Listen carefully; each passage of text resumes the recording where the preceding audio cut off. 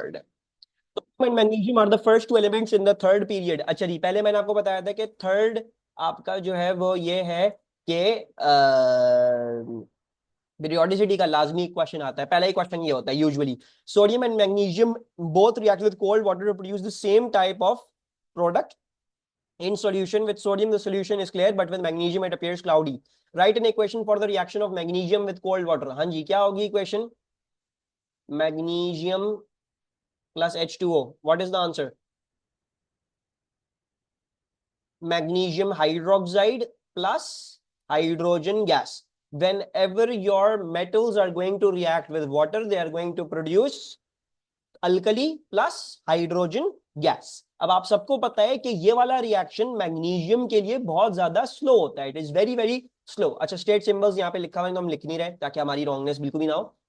तो यहाँ पे आपको पता है मैग्नीशियम के लिए ये नहीं होता। जब वो हल्का फुल्का मैग्नीशियम डिसॉल्व करता है, why does the solution appear cloudy? Because this forms in the solid. ये एक्वेस होता ही नहीं है, ठीक है जी। ये बहुत ही स्लो रिएक्ट करेगा और क्या देगा आपको? आपको क्लाउडी मिक्सचर देगा। मैग्नीशियम हाइड्रोक्साइड इज इनसॉल्युबल जब भी आपको जो है वो इसकी क्लाउडी पार्टिकल्स यानी प्रेसिपिटेट उसका फॉर्म होना शुरू हो जाता है।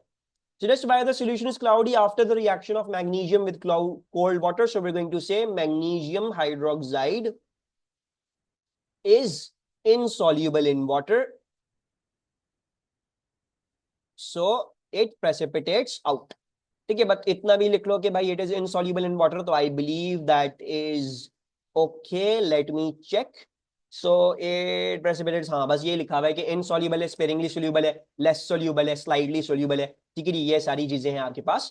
तो वो क्या हो जाता है, वो जो है वो आपको एक क्लाउडी मिक्सचर मिलना शुरू हो जाता है। ठीक है, पार्शियली soluble लिख सकते हो, insoluble भी लिख सकते हो, sparingly soluble भी लिख सकते हो, सब कुछ लिख सकते हो। Group 2 elements including magnesium react with oxygen, SO क्या? SO solid liquid solid gas है। State symbols solid plus liquid solid plus gas, yes yes yes yes yes yes yes Hania. Group 2 elements including magnesium react with oxygen and with dilute acids. There are trends in both the physical and chemical properties of the elements and their compounds down the group. Relative reactivity generally increases from magnesium to barium. Explain why there is a general increase in reactivity from magnesium to barium. 2 marks के लिए लिखना है, लाइनों को exceed मत करिएगा, ठीक है, लाइनों में ही लिखना है, लाइनों में ही लिखने की कोशिश करें, लाइनों से बाहर एक्सीड नहीं कीजिएगा। जो भी बाहर लिखेंगे वो सब कुछ कैंसिल हो जाएगा, वो नहीं कर पड़ेगा एग्जाम में। Atomic radius increases, so nuclear attraction decreases, और न्यूक्लियर अट्रैक्शन जब डिक्रीज करे तो उससे क्या फायदा होता है? So electrons are lost easily, और जो है वो किस जैसे बात, अब ये कैटायन होता है, कैटायन जो है वो अपने इलेक्ट्रॉन्स लूज कर देगा, वो दे देगा किसी भी और चीज को। Very good. So we are going to explain this properly. We are going to say down the group atomic radius increases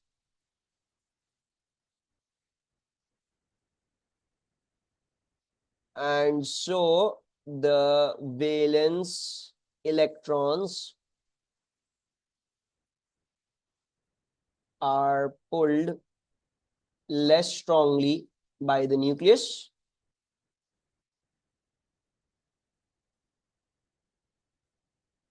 so it becomes easier to lose electrons.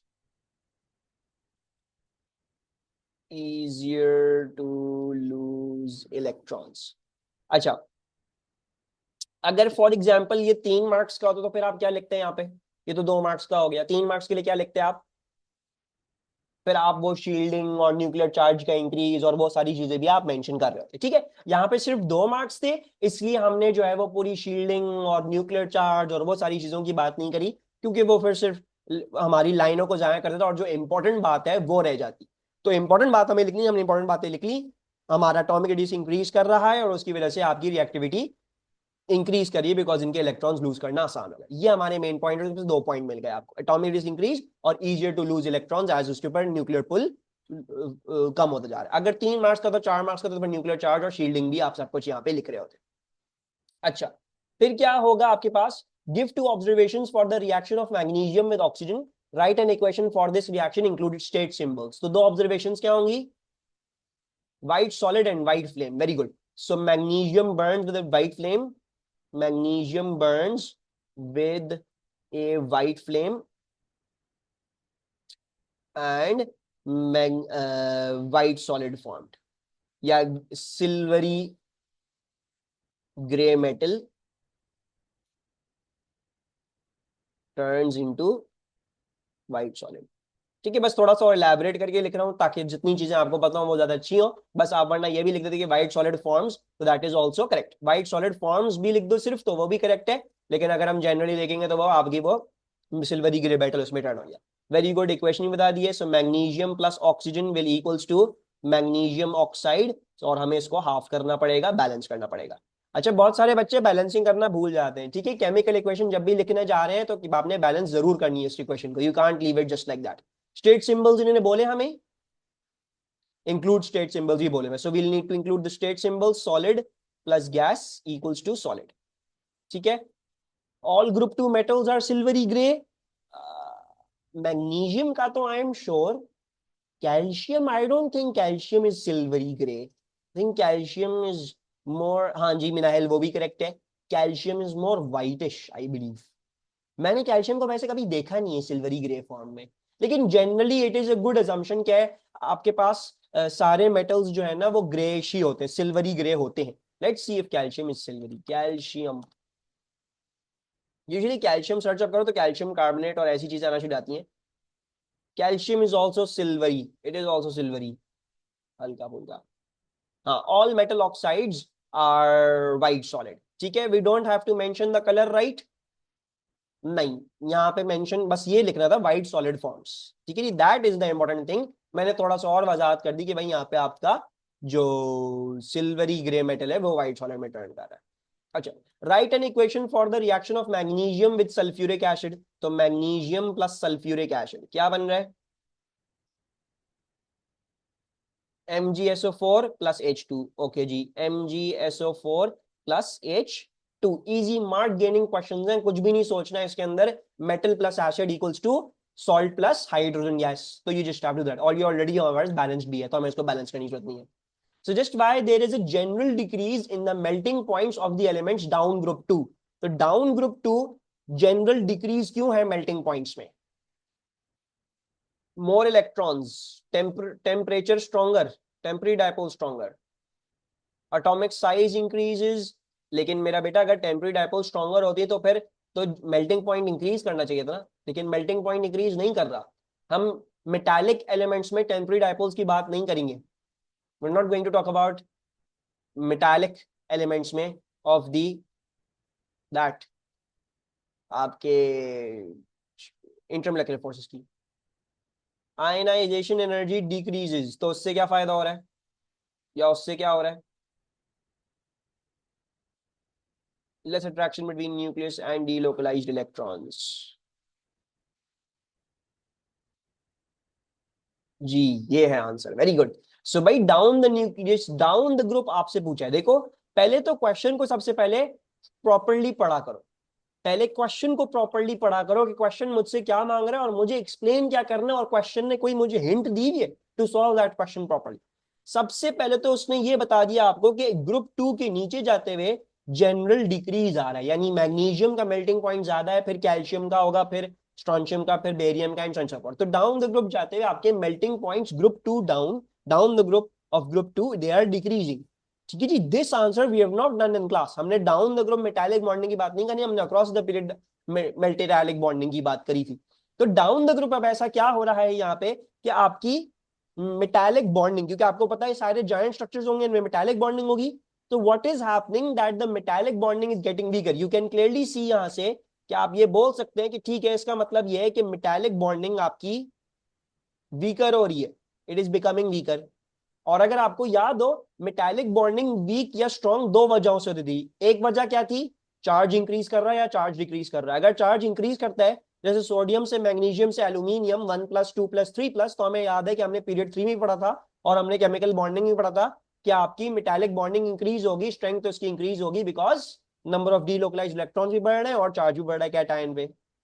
और दूसरा हमने क्या पढ़ा था, रेडियस का पढ़ा था, अगर आपको याद है कि sodium magnesium aluminium Na+Mg2+ aluminium 3+, इनका आयोनिक रेडियस भी अक्रॉस द पीरियड कम होता जाता है।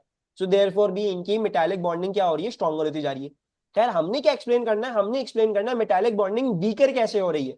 तो वीकर हो रही है ना यहाँ पे, जब भी तो आपका डिक्रीज हो रहा है मेल्टिंग पॉइंट में। अब डाउन द ग्रुप चार्ज तो चेंज नहीं करेगा, क्योंकि डाउन द ग्रुप पूरे ग्रुप का ही चार्ज +2 होता है, group 2 is going to be +2 charges.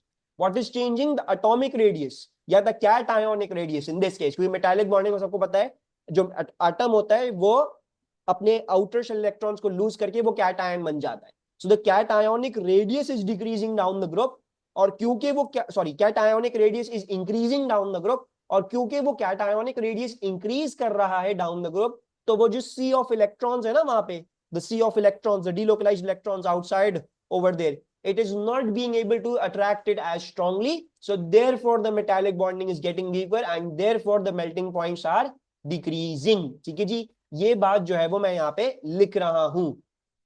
नहीं Khadija, not good by your standards, 55 above for you.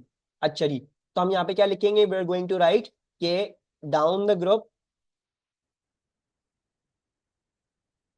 the cationic radii of the elements increase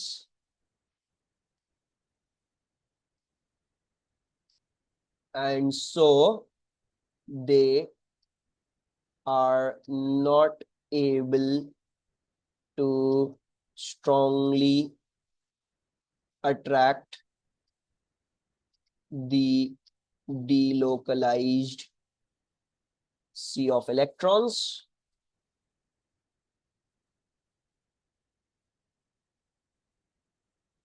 that is why the strength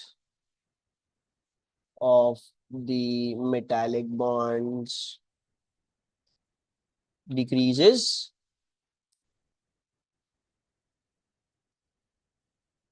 and it becomes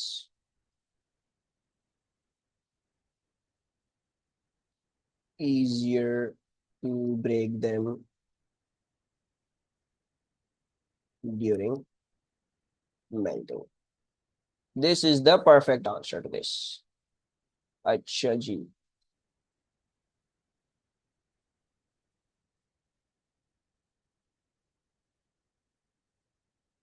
है Mustafa, how is group 5 and group 7 going to have metallic bonding?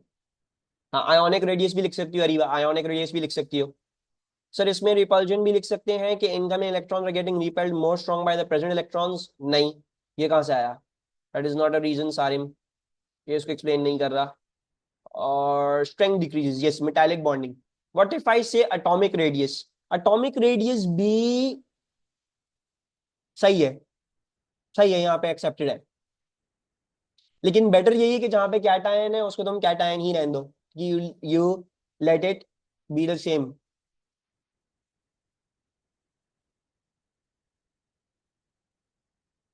Sir strength increase और decrease मैंने गलत लिख दिया। Oh shit shit shit shit shit shit shit shit shit shit shit. अच्छा, जब भी तुम लोग बोल रहे हो मैंने गलत लिख दिया। भाई मुझसे ना आज पता नहीं क्यों गलतियां हो रही हैं। decreases लिखना था। Down the group, the cationic radii of the elements increase, so they are not able to strongly attract the delocalized sea of electrons. That is why the strength of a metallic bonds decreases and it becomes easier to break them during melting. ठीक है? What do you mean strength increase? है? मैंने कोई ऐसी बात बता दी जो आप लोग समझ नहीं सकते हैं। सही है, समझ में आ गया, वो गलती से लिख दिया था मैंने। क्या रीजनिंग है, not ion, so why cationic. मेरा बच्चा मेटालिक बॉन्डिंग करते हुए वो एटम कैटायन बन जाता है ना, वो अपना दोनों वैलेंस इलेक्ट्रॉन्स को लूज करेगा, उनको डीलोकलाइज सी ऑफ इलेक्ट्रॉन्स बना देगा। याद है वो जो डायग्राम हम बनाया करते थे, मेटालिक बॉन्डिंग में द एटम्स बिकम कैटायंस। ठीक है जी, और उनके बाहर उनका सी ऑफ डीलोकलाइज इलेक्ट्रॉन्स होता है, वो एटम्स नहीं रहते फिर नॉर्मल मेटालिक बॉन्डिंग में, they don't exhibit, they don't exist as metals, they are cations attracting a sea of delocalised electrons. तो कैट आयंस बन जाते हैं जब भी मैं कैट आयंस लिख रहा हूं यहाँ पे। Can we say weaker? Yes, you can say weaker electrostatic attraction. Okay जी, आ जाते हैं अब यहाँ पे। Ammonium iron sulfate has a relative formula mass mr of 284. Define the term relative formula mass. So what is the meaning of the term relative formula mass? Mass of an ionic compound. Mass of an ionic compound जरूरी नहीं है. Mass of a compound on a scale where mass of carbon 12 is taken to be 12 AMU. Okay, but it's not mentioned as mass of a compound. It's like mass of one formula unit. Mass of one, क्योंकि formula है ना आपका। खैर यहाँ पे आपको once again बहुत सारे आंसर्स एग्जामिनर ने जो है वो क्या करे में प्रोवाइड किए हुए हैं, ठीक है जी। So I am going to plug that in over here just so you can see. लेकिन जो मैंने आपको ये लिखवाया है, मैंने आपको इसके लिए लिखवाया है कि mass of one formula unit on a scale where one atom या one mole of carbon 12 exactly has a mass of 12 grams, या फिर ये लिख दें कि one atom of carbon 12 has a mass of exactly 12 AMU। ठीक है, तो the mass of all the atoms ions in a formula unit molecule, or the weighted average mass mean mass of all the atoms in the formula unit molecule relative compared to the 1/12 of the carbon 12 on a scale where carbon 12 has an exactly mass of 12 units, mass of 1 mole of a compound slash formula unit molecule relative to that। तो इसमें एक बात तो ये है कि mass of one formula unit, ठीक है, और कौन से स्केल पे, जो आपका कार्बन 12 वाला scale. So let's right that down.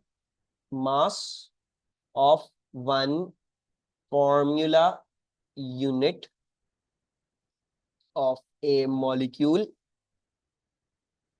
on a scale where one atom of carbon 12 has a mass जरा जल्दी आ यार। 12 AMU। आप ऐसे भी लिख सकते हैं, आप ऐसे भी लिख सकते हैं कि on a scale where 12 grams, यानी where 1 mole of carbon exactly has a mass of 12 grams, वो भी लिख सकते हैं, जो आपको, अगर आपको 1 मोल के हिसाब से लिखना है। ठीक है, वुड दिस बी करेक्ट? कौन सी चीज would be correct? It is the weighted average mass of an atoms. नहीं अरीबा, मैं ये इधर इन्हें आंसर्स बहुत सारे दिए हुए, लेकिन जो करेक्ट आंसर है ना वो basically this is this is this I feel like is the correct answer. Why is ये क्यों रॉन्ग है? Weighted average mass mean mass of all the atoms in the formula unit molecule. ये weighted average तो हम उसमें लेते थे ना, जो आपका एटॉमिक मास था, जो आपका AR था, ठीक है जी, रिलेटिव एटॉमिक मास जो था आपका, तो उसमें आप वेटेड मीन एवरेज लेते थे of all of the naturally occurring isotopes on a scale of where one carbon 12 atom has an exactly of 12 AMU। इसमें हम एवरेज नहीं कर रहे होते, इसमें तो हम सीधा सीधा वो कर रहे होते हैं जो आपके पास आ गया। ठीक है, तो आई वुड से बेटर इसमें यही है कि भाई it is the mass of one formula unit on a scale where आपके पास जो भी आपने कार्बन 12 के रिलेटिव करके लिख देना उसको। The ratio of average mass of a formula unit to 1/12। नहीं Ariba, this is wrong, it is not a ratio मेरा बच्चा। Ratio of formula unit to unified atomic mass unit है। नहीं भाई, रेशियो रेशियो नहीं है भाई, ये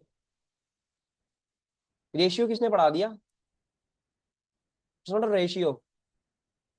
ऑल्सो बाय AMU।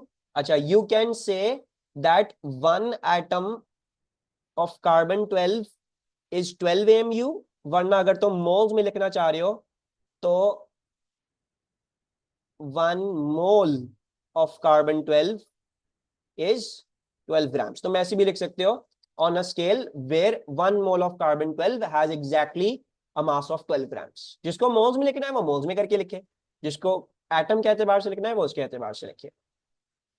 अच्छा, one of the cations ammonium iron to sulfate is the ammonium ion। draw a dot and cross diagram of an ammonium ion, show outer shell electrons only। ये तो अभी हमने थोड़े दिनों पहले ही, कल ही, बल्कि कल या परसों ही हमने जो है वो स्टडी किया है अमोनियम आयन का स्ट्रक्चर फिर दोबारा से। सो अमोनियम में क्या होता है? अमोनियम में हमारे पास नाइट्रोजन होता है बीच में, ठीक है। Nitrogen is bigger than the hydrogen. तो यहाँ पे आपको वो डिफरेंस शो करना होगा, ये ना हो कि आपने हाइड्रोजन भी इतने बड़े बड़े बना लिए।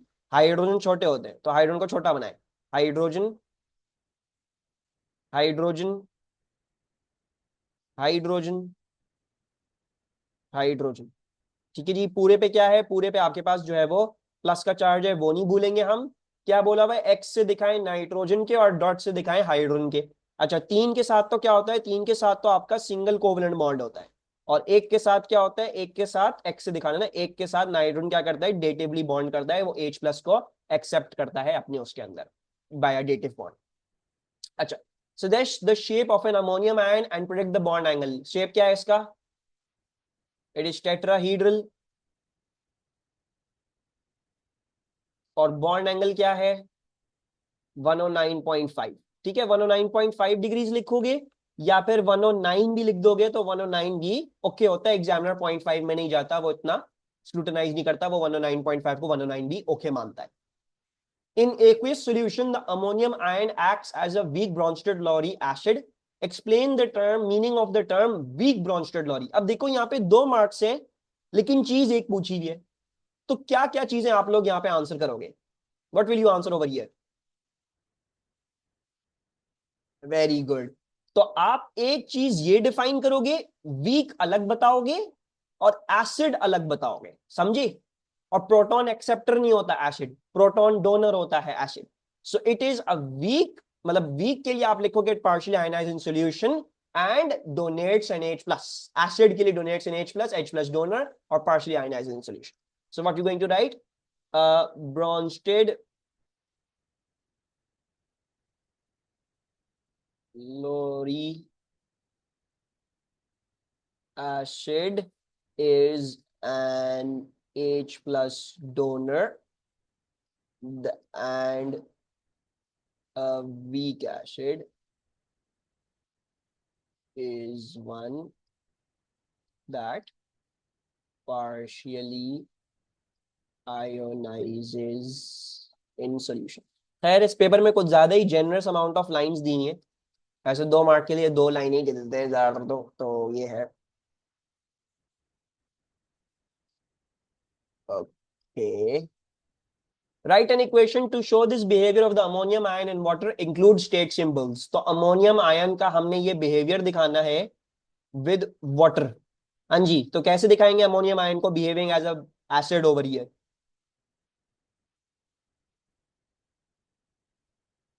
NH4 plus water gives you ammonia and H3O positive, यही पढ़ा था हमने, conjugate acid base pair, we studied this।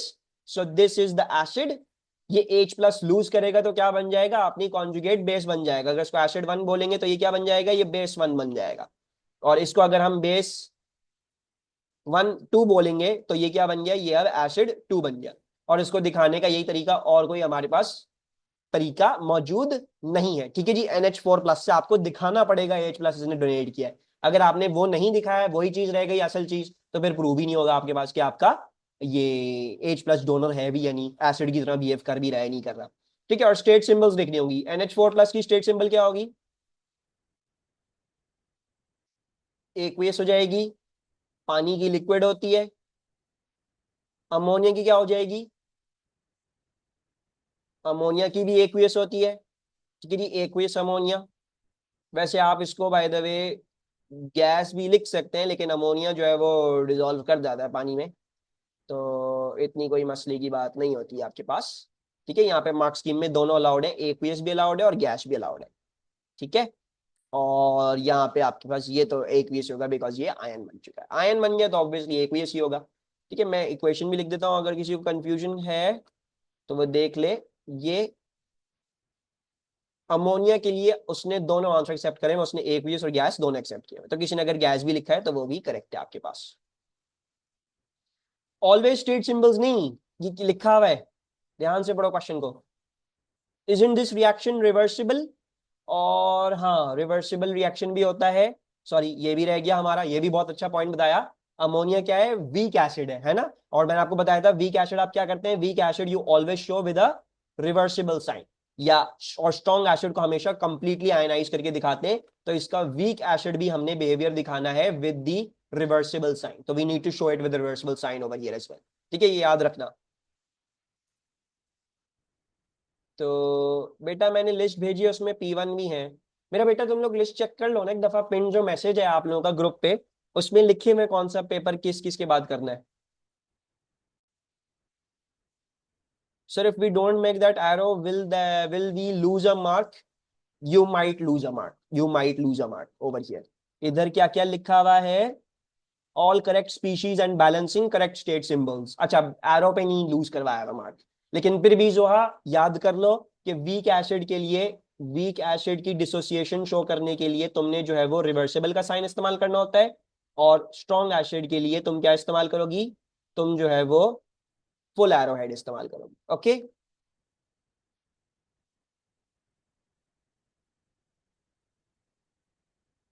Week base और वीक बेस के लिए भी यही हो जाएगा, क्योंकि अभी तो ये वीक बेस और स्ट्रॉन्ग बेस।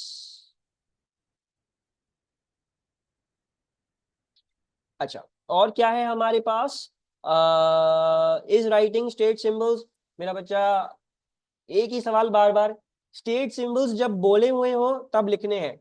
अभी लिखा हुआ है, साफ साफ लिखा हुआ है, include state symbols. If you forget the state symbols या if you don't write the state symbols over here, then obviously आपको वो मार्क नहीं मिलेगा। लेकिन जहां पे स्टेट सिंबल्स का नहीं बोला हुआ, for example this reaction, they had not asked you for the state symbols, so you did not right it. ठीक है, आपने लिखा क्योंकि हो सकता है आप मिस्टेक कर दें। और जो जिसको अपने ऊपर कॉन्फिडेंस है, इफ समवन हैज कॉन्फिडेंस कि उसको पता है यहाँ पे क्या लिखना है, तो वो लिखे, क्योंकि उसकी डिस्टिंक्शन बन सकती है, और हो सकता है वो अपनी डिस्टिंक्शन जो है वो इस बेसिस पे उसको वो डिस्टिंक्शन ना मिले। तो अगर कोई बिल्कुल डैम श्योर है कि मुझे जो स्टेट्स लिखनी है मुझे बिल्कुल पता है, तो स्टेट्स लिख के आओ हर इक्वेशन के लिए। लेकिन हाँ, उन चीजों के स्टेट्स मत लिख के आ जाएगा जिस चीज के स्टेट्स नहीं पूछे और आपको कंफ्यूजन है कि इसकी स्टेट यही होती है कि नहीं होती, तो फिर एक क्वेश्चन में एक भी चीज का स्टेट नहीं लिखिएगा। जहां पे लाजिमन पूछा हुआ स्टेट लिखनी है वहां तो आपने लिखनी ही लिखनी, लेकिन जहां पे नहीं पूछा हुआ वहां पे आप लिख भी सकते हैं, नहीं भी लिख सकते। लिखी और वो गलत हुई तो मार्क कट जाएगा, नहीं लिखी तो मार्क नहीं कटेगा। लेकिन जो डिस्टिंक्शन के लिए तैयारी कर रहे हैं और वो अगर नहीं लिखेंगे, तो फिर उनका ये हो सकता है कि उनका जब डिस्टिंक्शन डिसाइड हो रही हो तो उस बात को उनको डिस्टिंक्शन ना दी जाए। अच्छा, मोहर salt is the hydrated form of ammonium iron 2 sulfate. Why do I feel like I've done this question? This looks like an exactly ditto copy question that we've done. अच्छा, ये समरी 22। अच्छा अच्छा अच्छा अच्छा, मैं कह रहा हूँ ये 24 में कैसे आ गया? अच्छा, हम 24 तो कर ही नहीं रहे। I get it, I get it. अच्छा ठीक है ठीक है। अच्छा, मोहर salt is the hydrated form of ammonium iron 2 sulphate. x represents the number of moles of water in 1 mole of the salt. A student wanted to determine the value of x. 0.784 grams of the hydrated salt were dissolved in water and this solution was acidified. All of the solution was treated with this potassium magnate. 20 cm cube of this potassium magnate solution was required for complete reaction with Fe2 plus ions. Use changes in oxidation numbers to balance the equation taking place, like to balance the reaction that is taking place. तो हमने changes in oxidation number से क्या करनी है? Balancing करनी है। तो balancing कर लेते हैं। क्या सिखाया था मैंने आपको? मैंने आपको ये सिखाया था कि आप जो है वो जो चीजें रिड्यूस और ऑक्सीडाइज हो रही है उनको अलग अलग करके लिखने। एक आपको Fe2 प्लस Fe3 प्लस बिल्कुल साफ साफ दिख रहा है, you can clearly see that. So Fe2 plus is becoming Fe3 plus. कितने इलेक्ट्रॉन लूज या गेन कर रहा है? Where do I put the electrons? I will put the electron on the right hand side because Fe2 plus एक electron lose करेगा तो Fe3 plus बनेगा, right? Because 2 plus ज्यादा प्लस में कैसे जाएगा? जब एक इलेक्ट्रॉन लूज होगा। तो ये हो गई आपकी एक हाफ इक्वेशन। दूसरी हाफ इक्वेशन कहां से आएगी? जब आप मैग्नीज को देखेंगे, मैग्नीज के साथ क्या हुआ, क्योंकि बाकी सब चीजें तो ऑक्सीडाइज रिड्यूस हो ही नहीं। तो हमें क्या करना है? सबसे पहले तो यहाँ पे मैग्नीज की ऑक्सीडेशन स्टेट निकालते हैं। Let's first of all work out the manganese की oxidation state. So -2 and x, so x times 4 - 2 equals to -1। तो x की वैल्यू क्या आ गई? मेरे ख्याल से +7 आ रही है। we're getting +7 और इधर जो है हमें +2 मिल रही है। so we can clearly see that the MnO4 minus is going from +7, MnO4 minus going from +7 to Mn2 plus, to Mn2 plus। Oxygen का क्या करूं? ऑक्सीजन की टेंशन लेनी चाहिए मुझे या छोड़ दूं? छोड़ देनी है उसकी टेंशन, उसकी टेंशन नहीं लेनी, क्योंकि मेरी जो मैग्नीज है वो प्रॉपर्ली बैलेंस्ड होनी चाहिए। ऑक्सीजन वगैरह ये सारी चीजें मैं आखिर में बैलेंस कर लूंगा जब मैं अपनी प्रॉपर कर लूंगा। ठीक है, अब +7 से +2 जाने के लिए इलेक्ट्रॉन्स गेन करने पड़ेंगे, लूज करने पड़ेंगे, और कितने गेन या लूज करने पड़ेंगे? You will need to put 5 electrons on the left, आपको 5 इलेक्ट्रॉन्स इधर जो है वो ऐड करने पड़ेंगे, क्योंकि 7 - 5 इक्वल्स टू 2 हो जाएगा आपके पास, ठीक है। Not lose 5 gain 5, 7 - 5 equals to 2, ठीक है। ये बेसिक बेसिक चीजें गलत नहीं करो, this is very very basic, very very, P2 is very very easy guys, don't lose marks over here please, don't lose marks, इन चीजों की प्रैक्टिस करो, यही है चीजें, ये बहुत आसान है। P2 में 50 अबव लाना बहुत आसान होता है, ऑनेस्टली स्पीकिंग। हो सकता है आपको मुश्किल लगता हो, लेकिन वो इसलिए क्योंकि आप लोग ये सिली मिस्टेक्स कर रहे होते हैं, और आप लोग ऐसे ही कर रहे होते हैं बगैर सोचे समझे। चीजों को अपने दिमाग में रिटेन करने की कोशिश करें, चीजों को अपने दिमाग में बिठाएं, कॉन्सेप्ट समझाएं अपने आप को, कॉन्सेप्ट अपने आप को पढ़ाएं, वो कॉन्सेप्ट पे ज्यादा फोकस करें जहां पे आप मिस्टेक्स कर रहे हैं। वो चीजें क्लियर हो गई, आपका पेपर बहुत आसान हो जाएगा। P2 में आप 50-55 अबव बहुत आराम से लेके आ सकते, इतने 50-55 अबव ले आओ P2 में, P1 आसान हो जाएगा, हलवा हो जाएगा। P1 में फिर आपके अगर थोड़ा सा गंदे भी आते हैं मार्क्स, तो P2 उसको ओवरली कॉम्पनसेट कर देगा, ठीक है। और P3 भी 30 अबव तो एटलीस्ट कोशिश करो, क्योंकि उसमें एक तो ग्राफ बनाना होगा, और एक क्वेश्चन 2 तो बहुत ही आसान होता है, बस 2 वैल्यूज लेके अपनी अनसर्टेनिटी एस्टिमेट करके बतानी होती है कि क्या हो रहा है क्या नहीं हो रहा। सो क्वेश्चन द P2s आपका स्पेसिफिकली जो ए है, जो 60 मार्क्स का जो आपका P2 है, मार्क गेनिंग पेपर है, मार्क्स इसमें गेन करो, मैक्सिमम लेने की कोशिश करो, प्रैक्टिस भी इस तरह करो मैं मैक्सिमम से मैक्सिमम लूं। 44 45 not good enough, 50 55 aim for that, इतना ऊपर ले आओ अपने आप को। अच्छा, बहरहाल ये 5 आ रहे हैं तो हमें नजर आ रहा है मुझे जो है वो ऊपर वाली इक्वेशन को मल्टीप्लाइड बाय 5 करना पड़ेगा, ठीक है। And then we can see that the balancing Fe2 plus is going to be 5, तो मैं 5 लिख लूंगा इधर। Fe3 प्लस के बाद साथ ये बैलेंसिंग 5 हो जाएगी, MnO4 माइनस और Mn2 प्लस के साथ बैलेंसिंग 1 1 ही है, उनको मैंने मल्टीप्लाई नहीं किया, तो इसके साथ तो ऑलरेडी 1 लिखा हुआ है, यहाँ पे भी 1 आ जाएगा। अब मैं क्या कर लूंगा, मैं बाकी चीजें आराम से बैलेंस कर लूंगा, because that is now become easy. तो यहाँ पे मेरे पास 4 ऑक्सीजन है, अगर 4 ऑक्सीजन लेफ्ट हैंड साइड पे है तो 4 ऑक्सीजन यहाँ पे राइट हैंड साइड भी होने चाहिए। तो 4 2 8 हाइड्रोजन आ गए। अब मुझे 8 हाइड्रोजन को बैलेंस करने के लिए यहाँ पे 8H प्लस डालना पड़ेगा। State the role of Fe2 plus ions in this reaction. It is a reducing agent as it oxidized its own self. Okay जी, so it is not an oxidizing agent, it's a reducing agent. It acted as a reducing agent as it reduced Mn from +7 to +2। अच्छा, मैं आपको जो recommend करूंगा ना, इसको answer आप कैसे लिखें, हाँ वो बात हमारी बिल्कुल सही है कि हम आइडेंटिफाई कैसे करेंगे, हम ये आइडेंटिफाई करेंगे कि +2 सही है +3 क्या है, यानी खुद जो है वो क्या हुआ है, खुद ऑक्सीडाइज हुआ है, राइट। हम इसको आइडेंटिफाई इस बात से करेंगे कि खुद इटसेल्फ इट गॉट ऑक्सीडाइज्ड। हाँ, लेकिन फिर भी मैं ये बेटर समझता हूं कि instead of writing it is reducing agent because itself got oxidised, उससे ज्यादा बेटर यही है आप दूसरी वाली स्पीशी के आंसर टर्म्स में लिखें, क्योंकि उसने इसको रिड्यूस किया ना, तो you write it is reducing agent as it reduce the other species. कौन सी अदर स्पीशी थी इस रिएक्शन में, मैंगनीज थी, और उसको रिड्यूस कहां से कहां किया, +7 से +2। ऑक्सीडेशन नंबर्स का भी आपने लाजिमन हवाला देना है कि भाई +7 से +2 की ऑक्सीडेशन स्टेट तक उसको रिड्यूस कर दिया। हाँ, अगर आपके पास टाइम ना हो, बहुत कम रह गया हो, और दूसरे वाले का आपको कैलकुलेट करने में उसमें देर, फिर आप लिख दें, इसी का ही लिख दें। लेकिन बेटर फिर भी यही माना जाएगा कि अगर आप ये लिखना चाह रहे हैं कि रिड्यूसिंग एजेंट है, तो इसने जिसको जहां से जहां तक रिड्यूस किया उसके बारे में लिखें, इसका नहीं लिखेंगे खुद ऑक्सीडाइज हो गया, ठीक है। वो तो देखने का तरीका है ना, वो तो आसानी से अपने आप को जो है वो आइडेंटिफाई करवाने का तरीका है। तो बेटर यही है कि आप दूसरी चीज की रिड्यूस होने की हवाला देंगे और उसको एक्सप्लेन करेंगे। 5Fe वाली बात दोबारा प्लीज सर, वो जो आपने आई थिंक नोट्स में MnO4 की डिसोसिएशन में H2 और H2 डाले हुए थे, it's not required in half equations, can we do it and add those. Mustafa, तुमने मुझसे पढ़ा है ना पूरा कोर्स है, तो फिर ये कहां से आया सवाल।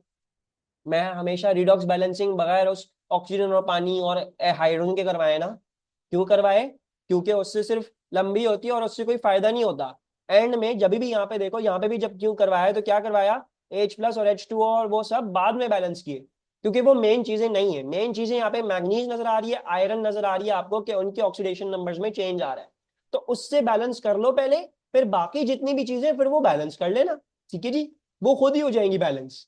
पहले ये सिंप्लीफाइड अपनी हाफ इक्वेशन बना के उसको कर लो। तुम देखो मैंने इस हाफ इक्वेशन बहुत बड़ा एक फ्लॉ छोड़ा है, ऑक्सीजन तो है ही नहीं राइट हैंड साइड में, यहाँ पे 4 ऑक्सीजन भी होने चाहिए थे, कहाँ गए, नहीं करे, क्योंकि मैं ये ट्रिक है, ये इन क्वेश्चन की ट्रिक है कि आप पूरी पूरी इक्वेशन आपको बनाने की जरूरत नहीं है, आप बस अपनी जो चीज जो ऑक्सीडाइज और रिड्यूस हो रही है उसकी बैलेंसिंग को बस प्रॉपर रखें, बाकी सब चीजों को बाहर में डाल दें, वो खुद ही इन दी एंड आप आराम से 2 मिनट में कर लेंगे। आई सेंड ये इन ऑक्सीडेशन नंबर रिडक्शन है। जुनैरा मुझे समझ नहीं आया तुमने क्या बोला है। और नहीं मेरा बच्चा, इधर जो जोहा तुम्हारे पास 2 मार्क्स हैं, आई सेंट क्या, is it not gain in oxidation number reduction? Gain in oxidation number is oxidation ना, reduction in oxidation number is reduction. Oxidation number जब रिड्यूस होता है वो रिडक्शन कहलाती है, और जब गेन होता है ऑक्सीडेशन नंबर तो उसको ऑक्सीडेशन कहते हैं। तो मैं उल्टा वो याद पड़ रहा है, रिडक्शन को गेन ऑफ इलेक्ट्रॉन्स बोलते हैं, ऑक्सीडेशन को लॉस ऑफ इलेक्ट्रॉन्स बोलते हैं, वहां उल्टा होता है। ऑक्सीडेशन नंबर्स में उल्टा नहीं होता, ऑक्सीडेशन नंबर्स में ही से निकला है इसका नाम ऑक्सीडेशन और रिडक्शन, ठीक है, लेकिन इलेक्ट्रॉन्स की जब तुम हो तो उल्टा तब वहां होता है। अच्छा, और जोहा यहाँ पे जो 2 मार्क्स है ना वो इस बात की नहीं कि रिड्यूसिंग एजेंट गिव्स इलेक्ट्रॉन्स, यहाँ पे 2 मार्क, इस एक मार्क ये है कि it acted as a reducing agent, ये एक मार्क है। दूसरा आंसर ये है, या दूसरा मार्क ये है कि उसकी जस्टिफिकेशन किसने मैग्नीज के साथ क्या किया, ठीक है, +7 से +2 तक लेके गया उसको। ओके सर, क्वेश्चन नंबर क्या है, sorry my light was gone, 2, 2 का D, part 3, calculate the amount in moles of magnet 7 ions that reacted. अच्छा, यहां पे हमने मैग्नेट आयंस के मोल्स निकालने हैं, हमें क्या बोला हुआ था, उन्होंने मोहर सॉल्ट का सॉल्यूशन जो है वो क्या किया था, वो डिसॉल्व किया, 0.784 ग्राम्स ऑफ मोहर सॉल्ट जो थी वो क्या थी, पानी में डाल दी थी, ठीक है जी।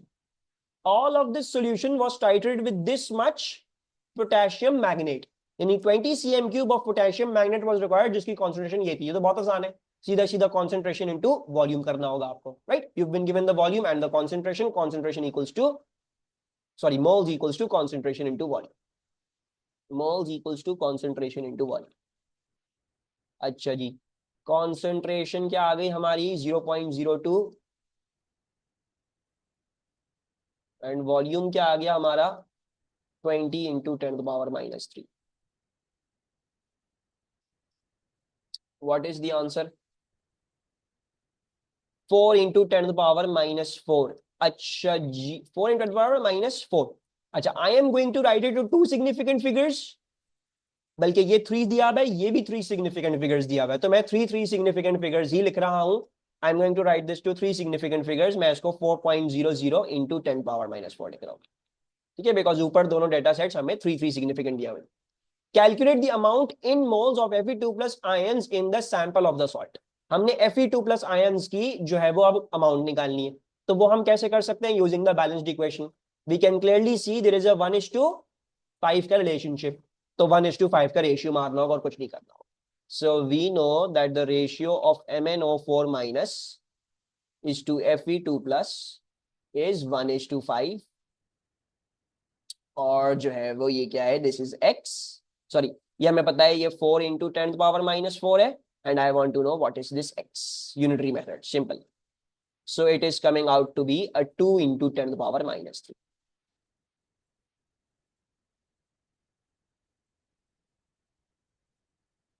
ओके, वंस अगेन 3 सिग्निफिकेंट, तो 3 सिग्निफिकेंट लिख लूंगा, 2.00 इंटू 10⁻⁻3।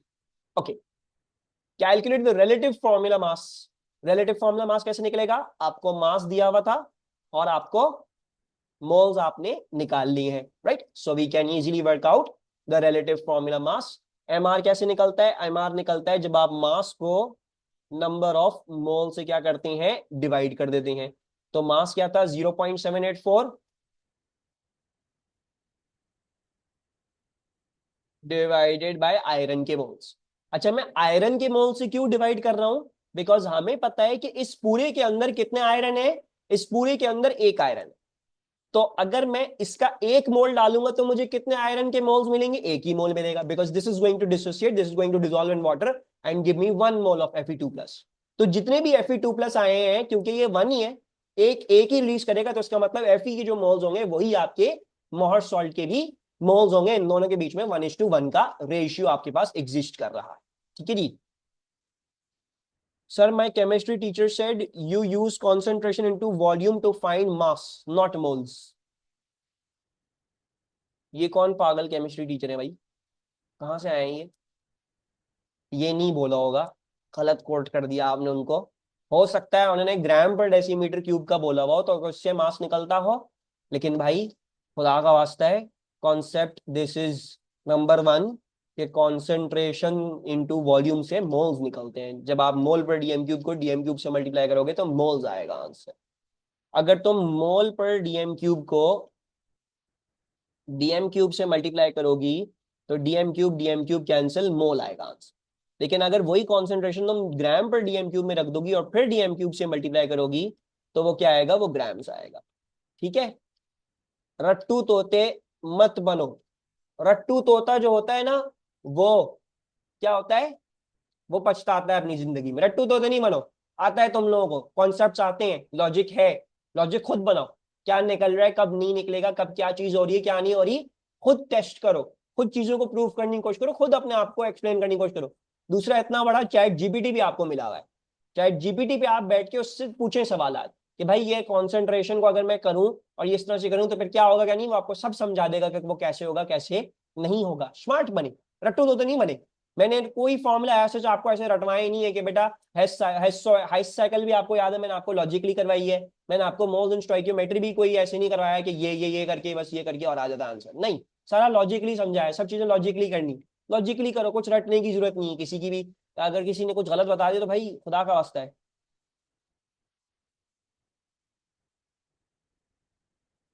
चैट जीपीटी से ए लेवल के क्वेश्चन सॉल्व नहीं करो, लेकिन ऐसे कॉन्सेप्ट्स वो कर लिया करो।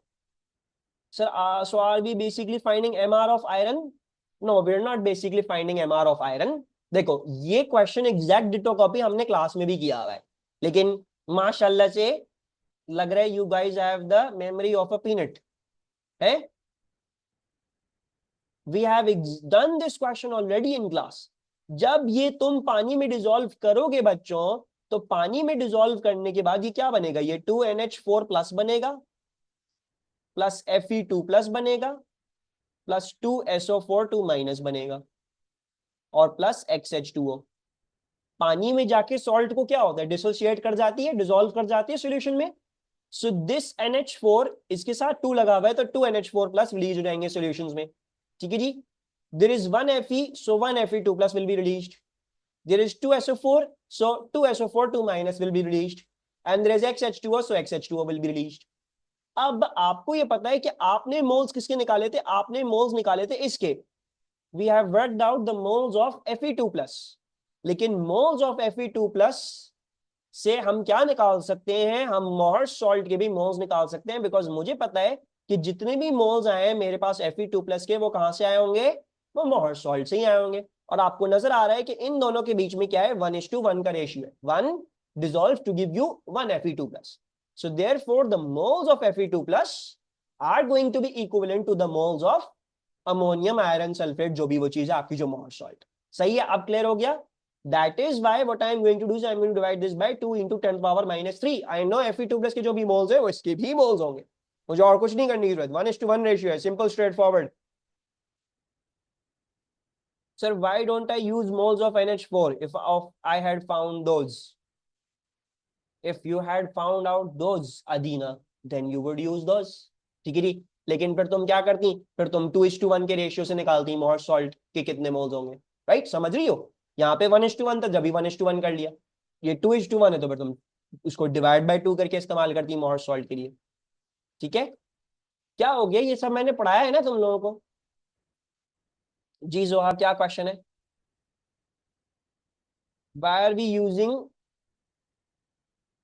this formula to find out MR? Why are we using this formula to find out MR? तो मुझे बताओ तुम कैसे निकालोगी MR? How would you have worked out the MR Zuha? कौन कौन से तरीके हैं तुम्हारे पास? एक तरीका तो ये है जोहा तुम्हारे पास कि तुम नाइट्रोजन 14 × 2 +2 × 4 8 प्लस आयरन का 55.8 +2 × 32.1 +8 × 16। लेकिन मसला क्या है कि अगर तुम उस अप्रोच से जाओगी तो तुम्हारा एक्स, तुम्हारे जो पानी के होंगे वो 18x आ जाएंगे, क्योंकि तुम्हें एक्स की वैल्यू तो पता ही नहीं है, तो तुम उस बेसिस पे एमआर की वैल्यू नहीं निकाल सकती है ना। वहां पे तुम आके फंस जाओगी, तुम्हारा 18x सॉल्व नहीं हो पाएगा फर्दर, तुम्हारे पास x की वैल्यू नहीं है अभी तक। सो पहले हमें x की वैल्यू देखनी होगी, x की वैल्यू निकालनी होगी, और फिर तो ये क्वेश्चन हम कर ही इसलिए रहे, उन्होंने जो मोल्स दिए हैं आपको Fe2+ के, उससे वो एक्सपेक्ट कर रहे हैं कि आप मोल्स ऑफ मोहर सॉल्ट अज्यूम कर लेंगे कि वो भी वही है, और आपको मोहर सॉल्ट का मास बता दिया, तो हम इसीलिए मास अपॉन मोल्स कर रहे हैं। अच्छा जी, what is the amount, what is the MR? 392 आ रहा होगा, 392। भाई ये कराए हुए क्वेश्चंस को क्यों इतनी देर लग रही है करने में? I thought I didn't have to explain this much. My god, I feel like you guys are not smart. मुझे बहुत ज्यादा मेहनत करनी पड़ेगी फिर दोबारा पास सेशन में। अच्छा, अब मैं जो हूँ वो x की वैल्यू निकालने के लिए क्या करूंगा, अब मैं 392 को इक्वेट कर दूंगा इस सब से। I will equate this 392 with all of the individual this, और मैं x की वैल्यू आराम से बासानी यहाँ पे निकाल लूंगा। तो मेरे पास नाइट्रोजन कितने हैं, 2 नाइट्रोजन है, तो 2 × 14, then 2 4s are 8, then iron which is 55.8, then sulfur which is 2 × 32.1। अच्छा ये याद नहीं करने, ये मुझे याद है क्योंकि ये कैलकुलेशन बहुत दफा करी है। और ये हो जाएगा 8 × 16, एंड देन पानी का पूरा मिला के 18 होता है, आप चाहे पूरा मिला के 18 कर लें, या 2 × x हाइड्रोजन +1 यानी 16 × x ऑक्सीजन कर लें, ऐसे ज्यादा आसानी होती है, आप पूरा 18 बोले और 18 × x कर लें, तो आखिरी वाला आपके पास 18x हो जाएगा। ये सारी चीजें उधर जाके सब्ट्रैक्ट होंगी, और आप आखिर में 18 को डिवाइड कर देंगे अपने आंसर को उससे, तो आपके पास x की वैल्यू आ जाएगी। जी क्या हुआ जोहा? 6।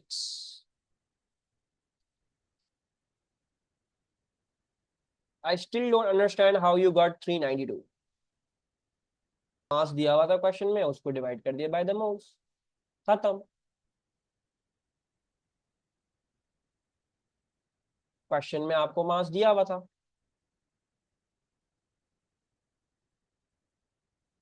अभी तो एक्सप्लेन किया कौन से मोल्स, आई जस्ट एक्सप्लेन तक इतनी देर से। I have spent 20 minutes on this question guys, 20 to 30 minutes मैंने क्वेश्चन पे निकाल दिए।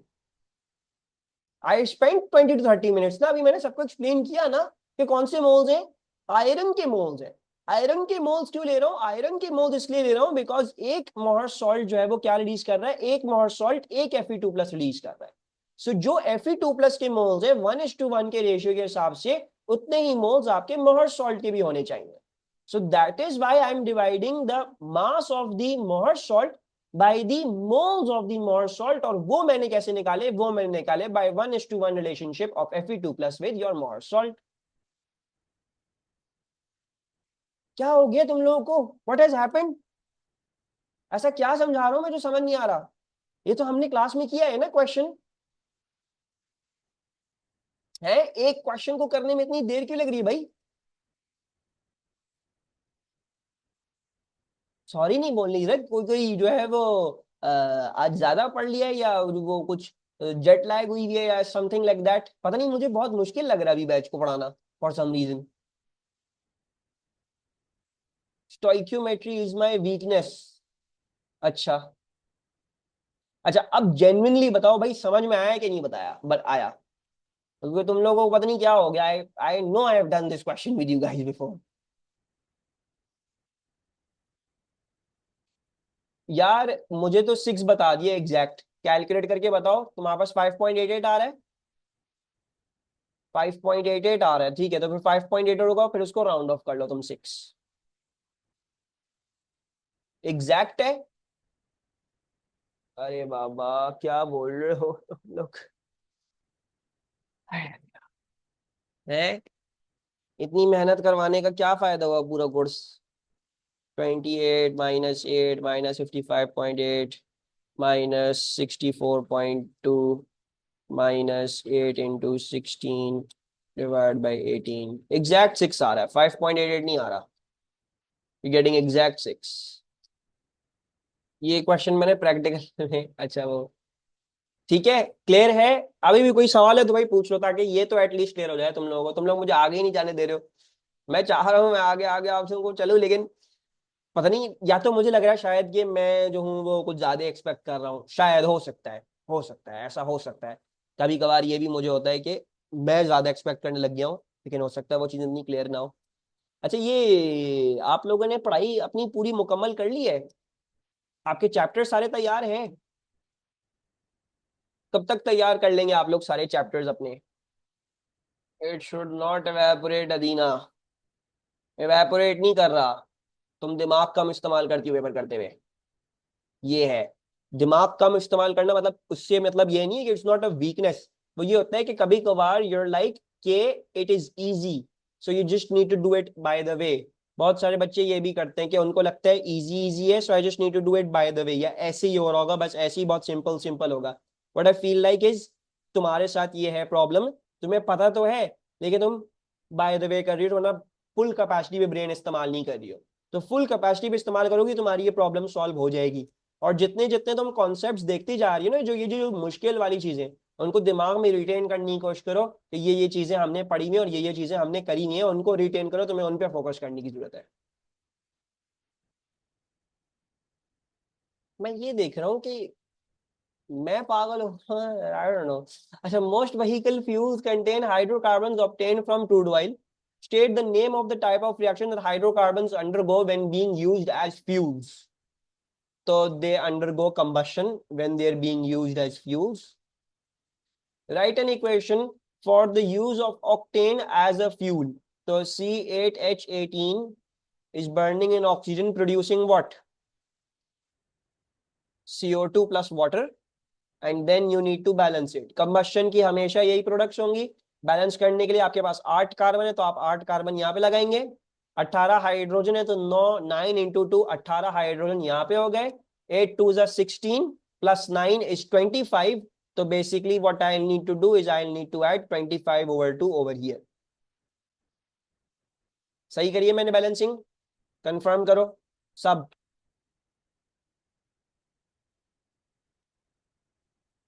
आई think I need to take you guys slower. Okay, the supply of materials suitable for use as fuels directly from crude oil is not sufficient to meet demand. A process is carried out to make some of the larger hydrocarbon molecules more useful. Name this process. Cracking होती है। Very good. So cracking is used to make longer hydrocarbon molecules into smaller useful hydrocarbon molecules. As well as producing fuels, this process produces suitable compounds suitable for the use in production of polymers. जी, cracking दो types की होती है, catalytic cracking होती है और एक thermal cracking होती है। ठीक है, go and look at the notes if you forgot this. An example of such a compound is butene. Draw the repeat unit of the polymer that is produced from butene. हाँ जी, तो कैसे बनाते थे इसका? आज मैंने अरीबा को भी समझाया दोपहर में, अरीबा बताएंगी। Break double bond and D. Ariba कैसे बनाते हैं?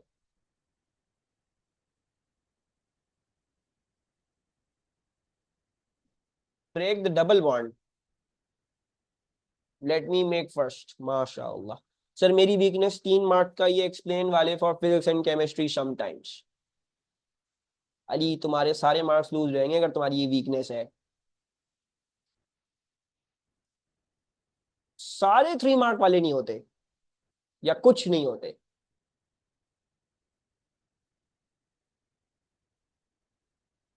कुछ, हाँ तो फिर भी वो कुछ, अगर तुम्हारी वीकनेस है तो फिर भी मेरे ख्याल से तुम्हें 56 55 तो ले आने चाहिए। अब मैं यही देखना चाह रहा हूँ कि तुम लोग कैसे परफॉर्म करोगे in the test. Do we have to write our answers in any specific SI figures? Obviously. ये कैसे सवाल पूछ रहे हो मुस्तफा तुम्हें, है? मुस्तफा, मुझे लग रहा है तुम्हारा आईक्यू लेवल ड्रॉप हो गया है आज एकदम से। क्या हो गया मुस्तफा तुम्हें? What happened to the smart Mustafa जो अच्छे सवाल पूछता था? ऐसा ही नहीं, सिग्निफिकेंट बावले, ऐसा ही क्यों बोल रहे हो उसको तुम? सिग्निफिकेंट पूछना चाह रहे हो तुम? सिग्निफिकेंट फिगर्स उतने लिखोगे जितने तुम्हारे पास मिनिमम सिग्निफिकेंट फिगर्स हैं क्वेश्चन के अंदर। जैसे तुमने यहाँ पे मल्टीप्लिकेशन डिवीजन करी, तो तुम कितना आंसर लिखोगे? उतना आंसर लिखोगे जो तुम्हारे पास क्वेश्चन में। जैसे यहाँ पे थ्री सिग्निफिकेंट है, तुम इसको भी थ्री सिग्निफिकेंट लिख दिया। यहाँ पे यूनिटरी मेथड अप्लाई किया, इसको भी थ्री सिग्निफिकेंट। यही वैल्यू आगे इस्तेमाल करी, मास भी थ्री सिग्निफिकेंट, तो ये भी three significant. And so then eventually तुम्हें पता है एक्स की वैल्यू होल नंबर ही होती है। अब उसको तो मैं और तो कुछ नहीं लिखूंगा, 6.00, वो होल नंबर ही होता है, एक्स तो इसलिए उसको 6 लिखा। तो वही रूल है फिजिक्स वाले जो तुम्हें आते हैं। कोई बात नहीं इयन, उसकी टेंशन नहीं लो, मैं आपको बता दूंगा कहाँ कहाँ वो क्या क्या होता है। नहीं, class is not going to end when the whole paper is done. 8:30 तक होगी क्लास आपकी, 1 hour 15 minutes जो होती है। अरीबा से अभी तक नहीं बना भाई आइसोमर, वो पॉलीमर। अरीबा इतनी देर लग जाएगी? बना दिया? कहाँ बनाया है? सर डंडी तोड़ दे, फिर लास्ट टू एंड्स में दो डंडियां बना दे। मैंने कर लिया, इसका मतलब है कि अरीबा बोल रही है कुछ ऐसा बना दे, है ना अरीबा? के CH3 CH double bond CH3, ये डंडी तोड़ के क्या करें, यूं डंडी आगे पीछे लगा दें। राइट? करेक्ट है? जोहा करेक्ट है? नहीं? What if I draw displayed?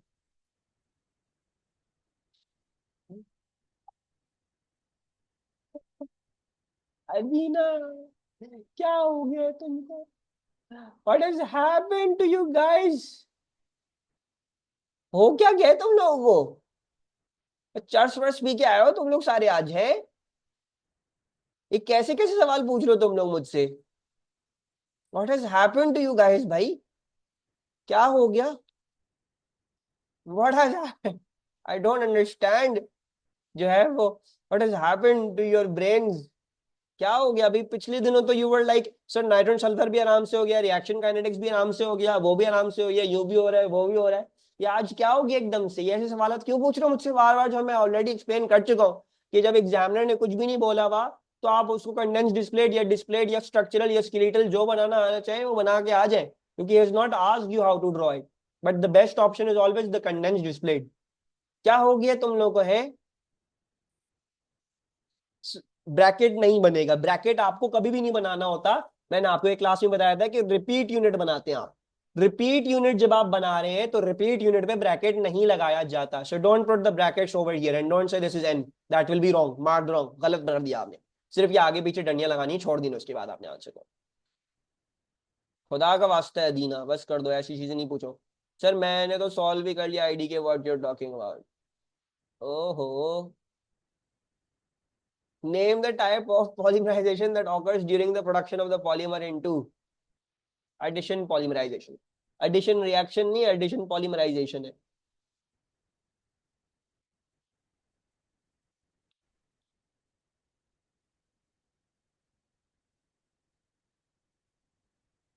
या तो पता नहीं यार, that's weird bro. You guys are acting a bit weird today. पता है एडिशन के अलावा कोई और पढ़ी नहीं थी, राइट? नहीं, हमने पॉलीमराइजेशन और कोई नहीं पढ़ी एडिशन के अलावा। Gases produced in internal combustion engines include carbon monoxide, oxides of nitrogen such as NO2 and unburnt hydrocarbons. These gases are removed from the exhaust before they can enter the atmosphere. State what is used to remove these gases from the exhaust. Catalytic converter. अच्छा, एक चीज मेरी ध्यान से कान खोल के सुन लें, ठीक है? सब के सब, ठीक है?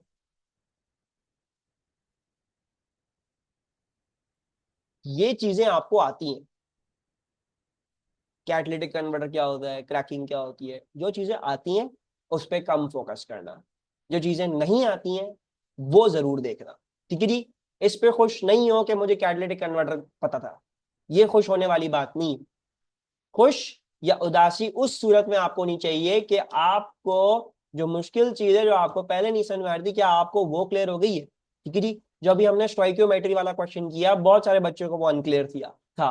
क्लास के बाद उसको प्लीज जरा रिव्यू कर लेना, ठीक है। ये ऐसे नहीं करवा रहा, हम ऐसे ही नहीं कर रहे हैं पास्ट पेपर कि just for the sake of fun या just for the sake of seeing how many marks are you getting. It is still preparation, ठीक है। आपकी भी मैं प्रेपरेशन ही करवा रहा हूँ। तो ऐसी चीजें जो आपसे नहीं हो रही या आपको फील हो रहा है कि मैं भूल रहा हूँ, तो उनको जरूर जाके दोबारा से रिव्यू कर लें, या तो आफ्टर दी क्लास खुद से अटेम्प्ट करें, या फिर नोट्स में से अगर वो चीज रिवाइज करने की है तो उसको नोट्स में से जाके रिवाइज कर लें, ठीक है जी। इस पे खुश मत होइएगा कि आपको ये पता था, उस पे उदास हो, या उस पे जो है वो रिग्रेट करें कि मुझे ये नहीं आता था और मैंने अब इन चीजों को सीखना है, और उन चीजों को सीखे और उनसे बेटर बने, ठीक है जी। तो कीप दैट अप्रोच। जो चीजें नहीं आ रही हैं उनको पढ़ना है, उनको समझना, जो चीजें आती हैं उनको बार बार पढ़ के आपको कोई फायदा नहीं होगा। Write one equation to show how both carbon monoxide and nitrogen dioxide are removed from the exhaust. So nitrogen dioxide reacts with carbon monoxide. क्या होता है इधर? अब मैंने आपको नाइट्रोजन मोनोक्साइड की पढ़ाई दी है ना, लेकिन यहां पे भी आप वही इक्वेशन फॉर्म कर रहे होंगे, नाइट्रोजन प्लस कार्बन डाइऑक्साइड वाली। So let's form nitrogen and let's form carbon dioxide. अच्छा, बहरहाल अगर हम ऐसे इक्वेशन फॉर्म करने की कोशिश करते हैं तो क्या हमसे बैलेंस हो रही है? Is it balanceable? नहीं, पक्की बात है नहीं हो रही। Can we write NO instead? NO से फायदा क्या कैटालिटिक कन्वर्टर का? एक, तुमने एक चीज जो हार्मफुल थी उसको दूसरी हार्मफुल चीज में कन्वर्ट कर दी ना, तुम्हें तो ये दिखाना है कि नॉन हार्मफुल चीजें बन रही हैं। सो CO2 और NO ही बनेगा। Half N2। अच्छा, अगर मैं इसको हाफ कर दूं फिर क्या हुआ? हो गई बैलेंस? नहीं हुई। फिर क्या करेंगे? Add O2। O2 डाल दूं अब? लेफ्ट हैंड साइड पे O2 डाल दूं? यहाँ O2 डाल देता हूँ। ओके, O2 डाल दिया। अब बोलो क्या करना है? राइट हैंड साइड पे O2 डाल दूं? गॉड।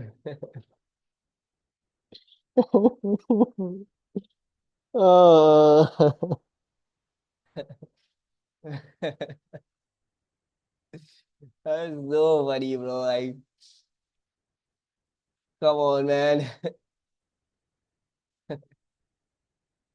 ये हो तो गई बैलेंस भाई।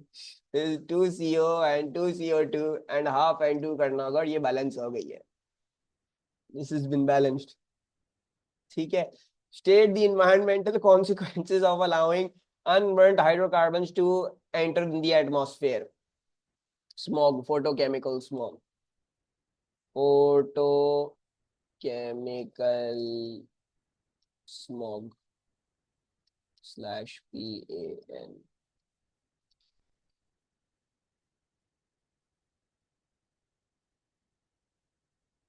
बस सही है, यहीं तक रखते हैं। सर ये तो मैं भी कह रही थी। ठीक है, अच्छी बात है आप कह रही थी, जो नहीं कह रहे थे मैं उनसे पूछ रहा था। My God. अच्छा, लास्ट क्लास में हमने कहाँ तक कर लिया था? हमने जो है वो यहाँ तक कर लिया था। Vehicle fuels are treated to remove sulphur. If sulfur is present in a fuel when it is burned, SO2 is produced and may be released into the atmosphere where it can form acid rain. Acid rain can contribute to breathing difficulties. Identify two other consequences of acid rain in the atmosphere. तो दो other consequences जो हैं वो आपने identify करने हैं। और ऐसे क्वेश्चंस में बेटर ये भी होता है, आपके लिए एक एडेड पॉइंट हो जाएगा, आप इक्वेशन भी दे दें उसकी, उसकी कॉन्सिक्वेंस की इक्वेशन क्या बन रही है। Corrodes marble, very good. और इसके अलावा what else can it do? Wash out nutrients from soil, very good. Soil erosion हो सकती है, सॉइल इरोजन नहीं as such, washing out the nutrients from the soil, ठीक है। Leaches from soil into water bodies, yes sir, can leach in from soil into water bodies, make the water bodies acidic as well, ठीक है। तो यही सारे pointers हैं basically जो है वो आप यहाँ पे लिख रहे होंगे, ठीक है। लेट मी फर्स्ट ओपन दी मार्क स्कीम, और मैं आपको ये भी बता दूं कौन कौन सी यहाँ पे एक्सेप्टेड है। So the accepted ones are this। अच्छा, ये लीचेस वीचेस जो तुम लोग बोल रहे हो, तुम लोग मार्क स्कीम देख के आए हो इसकी? सही, वरना इतना मुझे भरोसा नहीं है तुम लोग लीचेस लीचेस वाला वर्ड इस्तेमाल कर सकते हो। खैर, अच्छा जी, सो दिस इज दैट। सबसे पहली बात, it lowers the pH of the water bodies. कोई भी वाटर बॉडी हो गई आपके पास, क्या आपके पास रिवर हो गया या लेक हो गया या सीज हो गए, ओशन हो गए, वॉट एवर हो गया, सॉइल की भी पीएच जो है वो ये लोअर कर देती है, एसिडिक कर देती है सॉइल को। किल्स हार्म्स फिश और harms kills coral plants crops trees. आपको पता है कि जब एसिड रेन आपकी जो लीव्स के वैक्सी क्यूटिकल पे पड़ती है, क्यूटिकल पता है सबको क्या होता है, what is the vaccine cuticle on leaves? नहीं, सॉइल इरोजन नहीं लिख सकते। वैक्सी क्यूटिकल जो होता है वो लीफ में से ट्रांसपायरेशन को रोकता है। It basically prevents excess transpiration. तो जब वो वैक्सी क्यूटिकल डेड हो जाती है तो उसमें से ट्रांसपायरेशन बहुत ज्यादा बड़ी हो जाती है, तो उसकी वजह से लीव्स वगैरह भी आपके मरना शुरू हो जाते हैं। Leaches aluminium salts from soil, इसका क्या मतलब है ये मुझे भी नहीं पता, I have no idea. Leaches away soil nutrients को लीच अवे कर सकती है, ठीक है। Damages weathers erodes building slash statues, तो बिल्डिंग्स खराब हो गई, मेटल के स्ट्रक्चर्स खराब हो जाते हैं, मार्बल के स्ट्रक्चर्स खराब हो जाते हैं। तो any two from all of these you can write, ठीक है। मैं यहाँ पे दो क्या लिख रहा हूँ, I am going to write makes water bodies acidic, ठीक है जी, विच may be harmful for aquatic life, aquatic life। और दूसरा आपके पास क्या लिखोगे आप, it also corrodes slash erodes buildings as acid reacts with metals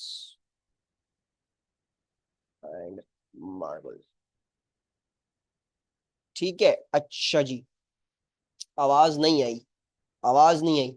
NO2 is involved in the production of acid rain from SO2.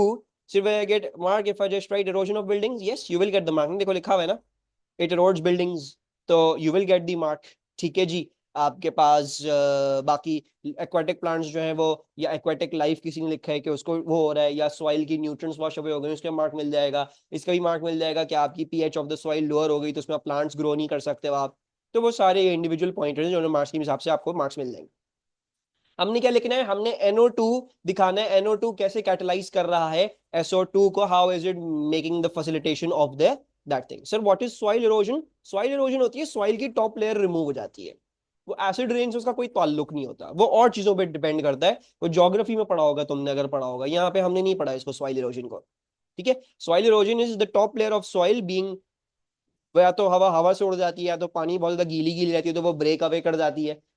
तो वो सॉइल इरोजन यहाँ पे नहीं है, एसिड रेन इरोड नहीं करता सॉइल को, एसिड रेन सॉइल की पीएच को लोअर कर सकता है। यस, तो आप क्या करेंगे, ये दो इक्वेशंस दोगे, ओके जी। सो अच्छा, यहाँ पे क्या दिया हुआ है, NO2 is involved in the production of acid rain from SO2, give two equations which describe how acid rain is formed। acid rain क्या होती है, acid rain is basically H2SO4, ठीक है। So the acid rain is H2SO4। आपको ये दिखाना है कि एसिड रेन कैसे बन रही है।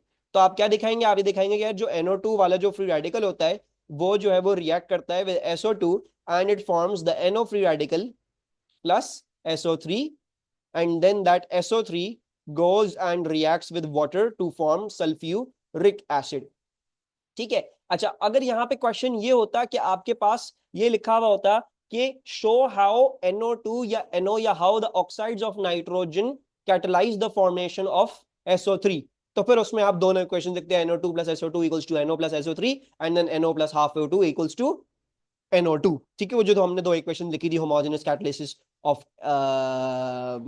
SO3 from SO2 by then oxides of nitrogen, ठीक है। यहाँ पे आपको H2SO4 वाला करना है। उन्होंने बोला भाई एसिड रेन कैसे फॉर्म हो रही है, तो एसिड रेन आपको दिखाना पड़ेगा कि वो SO3 पानी के अंदर डिसॉल्व कर रहा है और H2SO4 बन रहा है, ठीक है। उन्होंने दो ही मांगे तो फिर आपने ये वाली इक्वेशन लिख दिया, वाली लिख दिया, आपका आंसर कंप्लीट हो गया। NO2 is described as a catalyst during this process. Explain with the appropriate use of an equation why NO2 is described as a catalyst। तो हमने एक और इक्वेशन यहाँ पे देनी है और ये दिखाना है कि यार ये कैटलिस्ट की तरह कैसे बिहेव कर रहा है। तो आपको याद होगा हमने नाइट्रोजन सल्फर में किया है, हम क्या करते हैं, हमारा जो NO फ्री रेडिकल यहाँ पे जनरेट हुआ है उसको ऑक्सीजन के साथ रिएक्ट करके हम NO2 बना दिया करते थे and you would show that the catalyst is being regenerated, ठीक है। हमें ये दिखाना है यहाँ पे कि हमारा कैटलिस्ट क्या हो रहा है, वो रीजेनरेट हो रहा है। So what are we going to do, ये जो हमारा NO2 यूजर वो NO बना, सो हम NO फ्री रेडिकल को क्या कर देंगे, हाफ O2 के साथ रिएक्ट करके हम जो है वो उसको NO2 फ्री रेडिकल बना देंगे और ये बता देंगे कि we can see that NO2 free radical is regenerated. NO2 free radical is regenerated. ठीक है, कैटलिस्ट उन चीजों को बोलते हैं जो take part in the reaction तो करते हैं लेकिन केमिकली अनचेंज्ड होते हैं एट द एंड। सो अगर कोई चीज रीजेनरेट हो गई वापस से तो वो कैटलिस्ट ही मानी जाएगी। ठीक है sir, why did you put that dot over NO2 for part 2? Didn't they mention free radical or anything? It is good practice to put the dot. You know ना it's a free radical, तो put a dot. लेकिन अगर तुम नहीं भी डालोगे तो यहाँ पे उसके मार्क्स नहीं है, यहाँ पे मार्क्स नहीं काटेगा वो इस चीज की, तो कोई मसले की बात नहीं है, तुम डॉट नहीं डालो। लेकिन बेटर भाई जो अच्छी प्रैक्टिस होती है कि तुम लोगों को दिमाग में रहे कि 8 दफा जब भी ये रिवाइज करो पीडीएफ तो याद आ जाए फॉरन सी भाई NO2 और NO दोनों के दोनों फ्री रेडिकल्स होते हैं, just for that purpose.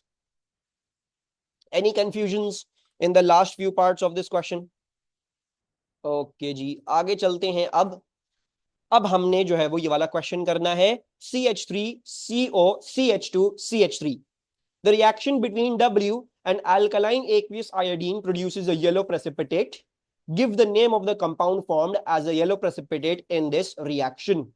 It is iodoform. ठीक है, नाम देना है तो नाम के लिए फिर आपको आयोडोफॉर्म ही लिखना पड़ेगा। आयोडोफॉर्म लिखें या फिर ट्राइआयोडोमीथेन लिखें, दोनों आपके पास आंसर्स करेक्ट होंगे। यू कैन राइट आयोडोफॉर्म वरना आप ट्राई आयोडोमीथेन भी लिख सकते हैं। अगर फॉर एग्जाम्पल आपको नाम नहीं याद आ रहा हो तो एटलीस्ट CHI3 लिख के आ जाना भाई। ठीक है, यहाँ पे CHI3 के मार्क्स नहीं मिलेंगे लेकिन हो सकता है एग्जामिनर कर्टिसी में कुछ कर दे आपके लिए, तो क्या पता। वैसे CHI3 उसने मांगा नहीं आपसे। Give the name of W, W का नाम बताए। Butanone, butan 1 one, butan 2 one या butan 3 one? just butanone. No butanone, no butan 2 on, no nothing. It is just going to be butanone because इसमें 1 2 3 4 करने का कोई भी फायदा नहीं होता है because वो या तो यहां होगा butanone वरना इसका फ्लिप्ड वर्जन अगर बनाओगे तो CH3 CH2 CO CH3। चाहे आप जहां से भी करें, आप यहां से काउंटिंग शुरू कर दें 2 पे ही आ रहा है, वहां से काउंटिंग शुरू कर दें 2 पे ही आ रहा है, तो इसमें कोई ब्यूटन 2 ऑन ब्यूटन 1 ऑन करने वाली बात ही नहीं है क्योंकि इसमें आपके पास एक ही है पॉसिबिलिटी, ब्यूटानोन ही है। वो ब्यूटन 2 ऑन ही बन रहा है हमेशा, वो ब्यूटानोन ही है। There is no other thing, so you don't need to separate out that. No, it won't be accepted. वो वही बात है, एग्जामिनर पे डिपेंड करता है, हो सकता है उसको अच्छा ना लगे और वो आपका मार्क उड़ा दे। ठीक है, there are two structural isomers of W that are also carbonyl compounds. Draw the structures of these two isomers of W. तो हमने W के isomers बनाने जो carbonyl compounds खुद भी हैं। कौन कौन से बनाए? ब्यूटेनाइल बना लेते हैं, एक अल्डिहाइड बना लेते हैं। Sir for one of the isomers is I branch the methyl on the first carbon atom. That is wrong Khadija. मैंने आपको हमेशा से इस बात से मना किया है कि भाई खुदा का वास्ता है, ब्रांचिंग जो है वो हमेशा बीच वाले कार्बन पे की जाती है, कभी बी टर्मिनल वाले कार्बन पे नहीं की जाती। तो if for example you are going to remove this CH3, so आप CH3 अगर यहाँ पे डाल रहे हैं तो गलत हो गया, दैट इज रॉन्ग। वो वही बात हो गई कि आप CH3 सीधा ही बना देते, क्यों आपने इतनी ख्वारी करी, राइट। सिमिलरली आप यहाँ पे CH3 ब्रांच करेंगे तो कोई फर्क नहीं पड़ रहा, आपके पास स्ट्रेट चेन वही बन जाएगी।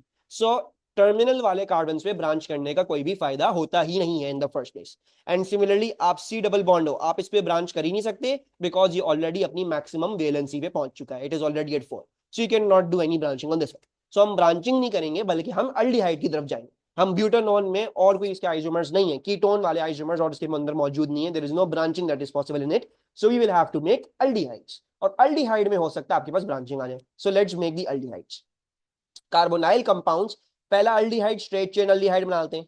तो अल्डिहाइड क्या होता है? अल्डिहाइड में हमेशा ये वाला ग्रुप आ रहा होता है C डबल बॉन्ड H सबसे एंड पे, और बाकी जो है वो हम अपनी वैलेंसी कंप्लीट कर लेंगे। 1 2 3 4 हो गई, 1 2 3 4 हो गई। चीज समझ में आ गई खदीजा? अब मिस्टेक नहीं होनी चाहिए वाली, ठीक है। CH2 एंड देन CH3, ये हो गया आपके पास ये। इसका नाम क्या पड़ जाएगा बाय द वे? ये तो अदीना तुम्हें मुझे बताना चाहिए है। सर अगर मार्क्स अगर मैं डिस्प्लेड बना दूं तो मार्क्स कट नहीं, इसमें बोला वही नहीं उसने कैसे बनाना है, तो तुम अपनी मर्जी से बना सकते हो। We only don't write number when no other isomers are possible, yes Mustafa. Butanone इसलिए लिखते हो क्योंकि उसमें ब्यूट टूइन भी पॉसिबल होता है ना, इसलिए तुम्हें उसमें ब्यूट वनीन लिखना पड़ता है। ब्यूट वन ऑन कहाँ है, दिमाग खराब हो गया, अल्डिहाइड है ना ये, अल्डिहाइड है तो कौन सा अल्डिहाइड है, this is butanal, simple straightforward. ठीक है जी, अल्डिहाइड्स तो एल एल करके लिखते हैं ना, उसमें ब्यूट वन ऑन या ब्यूट टू ऑन ये क्या कर रहे हो तुम लोग, दिस इज अल्डिहाइड। तो ब्यूटानैल है, और अल्डिहाइड्स में कोई 1 2 3 4 आपको करने की जरूरत नहीं होती, बिकॉज अल्डिहाइड हमेशा कार्बन नंबर 1 पे ही होता है। आपको पता होना चाहिए अल्डिहाइड हमेशा एंड पे ही बनता है, it is always made at the end. ठीक है जी, तो C double bond O H, ये हमेशा आपका कार्बन नंबर 1 ही होगा, इसमें कोई ब्यूट 1 एल या ब्यूट 2 एल ऐसी कोई चीज नहीं आ सकती। ठीक है, दूसरी चीज, अब मुझे इसका एक और आइसोमर बनाना है। हमने पहले ही देख लिया ब्यूटन 2 ऑन में ब्रांचिंग और पॉसिबल नहीं है, लेकिन अगर हम ब्यूटेनॉल में देखें तो ब्यूटेनॉल में ब्रांचिंग पॉसिबल है, कि अगर मैं ये वाला CH3 कहां ब्रांच कर दूं, इधर ब्रांच कर दूं। So I am going to make a 3 की चेन, इस पे तो मैं अल्डिहाइड बना दूंगा, अल्डिहाइड हमेशा एंड पे ही होता है, उसके अंदर तो नो ब्रेनर है। और मैं यहाँ पे जो है वो एक मिथाइल ब्रांच कर दूंगा, हमेशा याद रखना बीच वाले पे ब्रांच होता है, 1 2 3 4, एंड देन 1 2 3 4। सो 1 2 3 4 हो गया, 1 2 3 4 हो गया, 1 2 3 4 हो गया, इसका नाम क्या पड़ जाएगा, 2 methyl propanol. So this is basically 2 methyl propanol. ठीक है, 1 2 3, सेकंड पे मिथाइल है तो 2 मिथाइल, और है क्या ये खुद, ये प्रोपानॉल है आपके पास। जी सवाल क्या था, अगर अल्डिहाइड वाला फंक्शनल ग्रुप भी कंडेंस लिखें, ओके है, हाँ ओके है, ना कोई मसले की बात नहीं है। इन दोनों में कोई कंफ्यूजन, ऊपर समझ में आ गया, ऊपर क्यों नहीं ब्रांचिंग कर सकते हम कीटोन ब्रांच क्यों नहीं बना रहे इधर। अच्छा जी, आगे चलते हैं। The two reactions of W R shown, W के आपको दो रिएक्शन जो है वो क्या कर दिए, शो कर दिए गए। रिएक्शन 2 है, ये कन्वर्ट हो गया OHCN, हाइड्रोक्सी नाइट्राइल बन गया। क्या किया है रिएक्शन 2 में, what they have done in reaction 2, nucleophilic addition, nucleophilic addition करी है। ठीक है जी, और इसके रिएजेंट्स क्या होते हैं और कंडीशंस क्या होती हैं, HCN in NaCN, so the conditions are HCN in NaCN, और कुछ करना पड़ता है इसके साथ, हीट करना पड़ता है, तो हीट। ठीक है जी, अच्छा जी, इथेनॉल नहीं, इसमें इथेनॉल नहीं होता, वो वहां का जब तुम्हें न्यूक्लियोफिलिक सब्स्टिट्यूशन करनी है ना उसके अंदर, when you want to do nucleophilic substitution in that, ठीक है, तब तुम वहां पे वो करती हो ताकि वो OH जाके सब्स्टिट्यूट ना हो, जब भी तुम उसमें अल्कोहल डाला करती थी, इथेनॉल डाला करती थी, इथेनॉलिक KCN या इथेनॉलिक NaCN इस्तेमाल करती थी, क्योंकि तुम्हें वहां पे OH की सब्स्टिट्यूशन नहीं चाहिए होती, यहाँ पे नहीं होता इथेनॉल वाला फंक्शन। अच्छा जी, aldehyde and ketone I have same functional group ना, I thought क्या, अच्छा जी, सर इसमें हीट होती है या हीट अंडर रिफ्लक्स होती है, हीट अंडर रिफ्लक्स होती है I believe.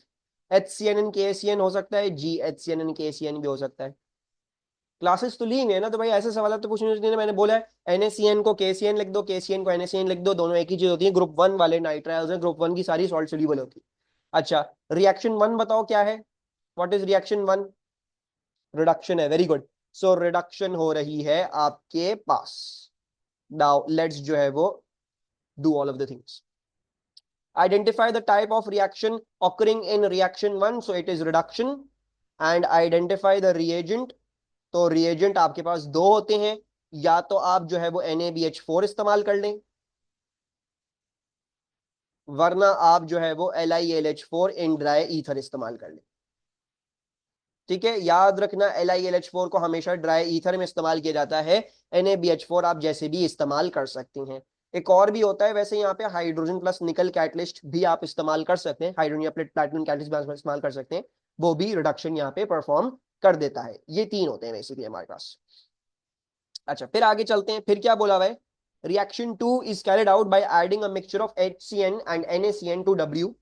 The product X is formed as a mixture of two isomers.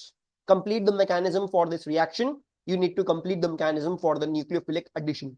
So how, what do we do in the first step? क्या दिखाना है मुझे फर्स्ट स्टेप में? Lone pair दिखाना है. लोन पेयर किस पे दिखाना है? कार्बन पे दिखाना है, क्योंकि कार्बन का लोन पेयर अटैक कर रहा है. होते तो दोनों पे लोन पेयर है, कार्बन पे भी लोन पेयर होता है, नाइट्रोजन पे भी लोन पेयर होता है, लेकिन नाइट्रोजन वाला अटैक नहीं करता. तो यहाँ पे अगर हम नाइट्रोजन वाला लोन पेयर नहीं भी दिखाएं तो कोई मसले की बात इधर नहीं होगी.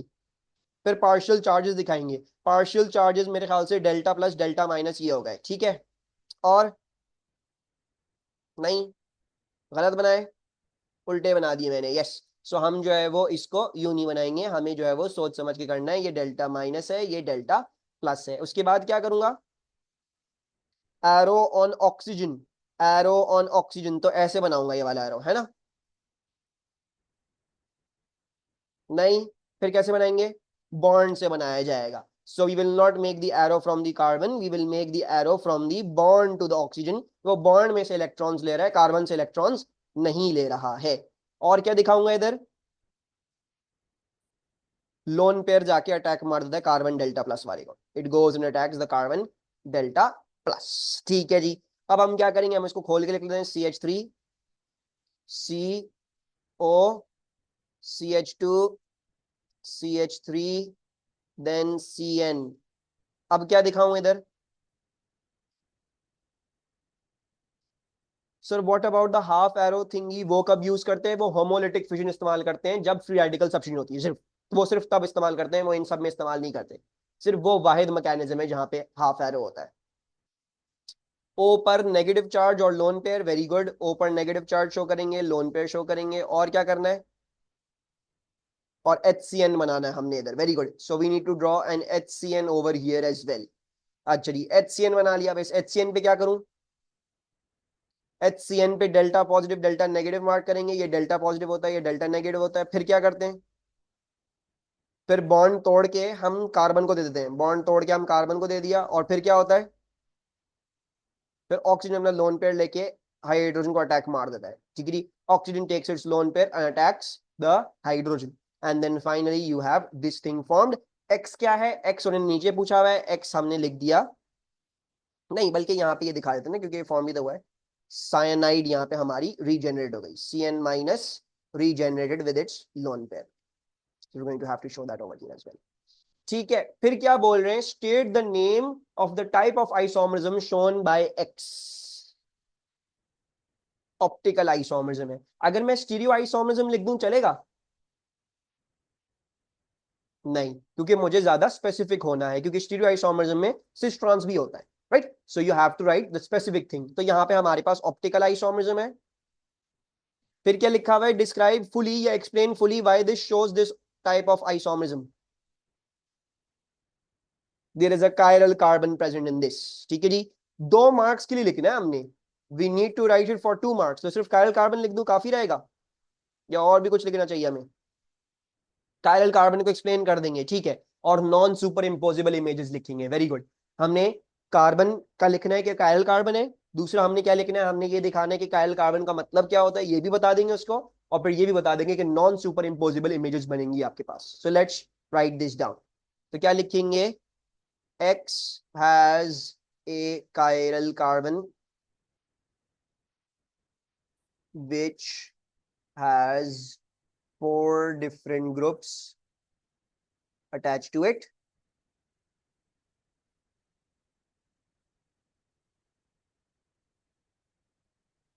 The 2 isomers formed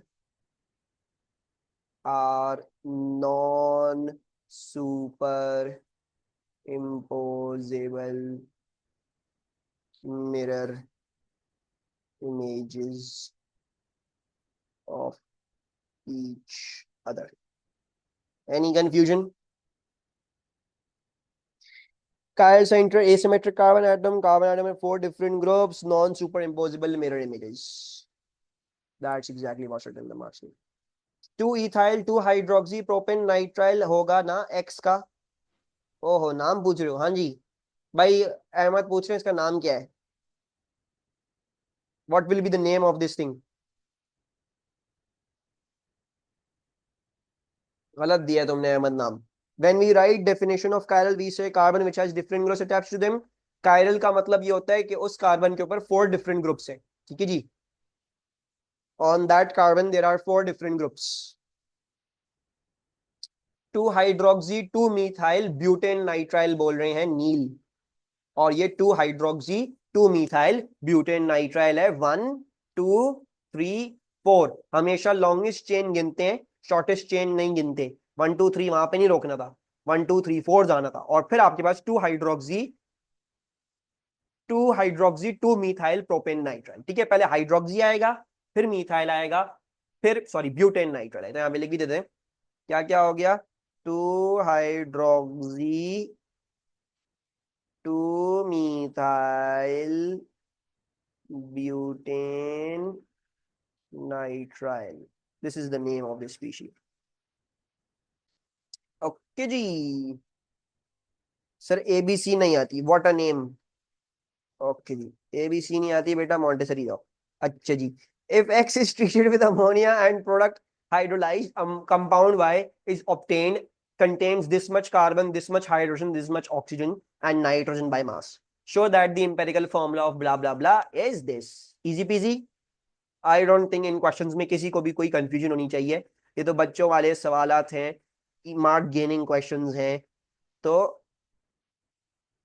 उस हिसाब से कीजिएगा इन क्वेश्चंस को। 27.3 इसको डिवाइड बाय क्या करूंगा, अभी क्या करूंगा, नेक्स्ट स्टेप क्या होगा, डिवाइड बाय 12 करेंगे इसको डिवाइड बाय 1 करेंगे, इसको डिवाइड बाय 14 करते हैं ना। नाइट्रोजन का 14 होता है और ऑक्सीजन का 16 होता है, ठीक है। डिवाइड करके पहले इनके ये निकाल लेंगे क्या क्या आ रहा है हमारे पास।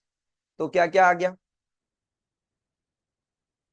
4.275 4.275 9.4 0.857 then 1.706। Thank you.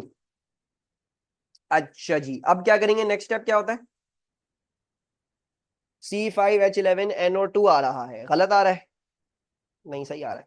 Divide by the smallest ratio, so smallest ये रहा 0.857 0.857 0.857 0.857 5, okay, then 11 10.96, okay, then बस 11 लिख लो ना, ये क्या नहीं 10.96 11 लिख लेते हैं। 1 हो गया और दूसरा वाला 2 होगा मेरे ख्याल से, आखिरी वाला 2 आ गया। सो वी हैव प्रूव्ड कि क्या होना चाहिए, C5H11NO2। The empirical formula of Y is this and the MR of Y is 117. Deduce the molecular formula of Y. You must explain your reasoning. So you need to explain your reasoning और आपने reduce करना है इसका formula. तो पहले क्या करते हैं हम, पहले हम निकालेंगे empirical formula mass। empirical formula mass, empirical formula mass क्या आ रहा है, 5 into 12 plus 11 plus 14 plus 2 into 16, क्या आ गया ये 117 आ रहा है। तो हमें नजर आ रहा है कि जब हम n निकालने जाएंगे तो 117 divide by 117 will equal to 1।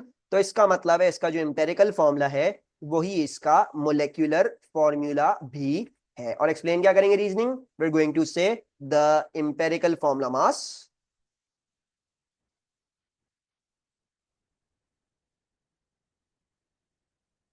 and MR are same. So therefore, you don't need to multiply or do anything to do that. This is the complete question paper done.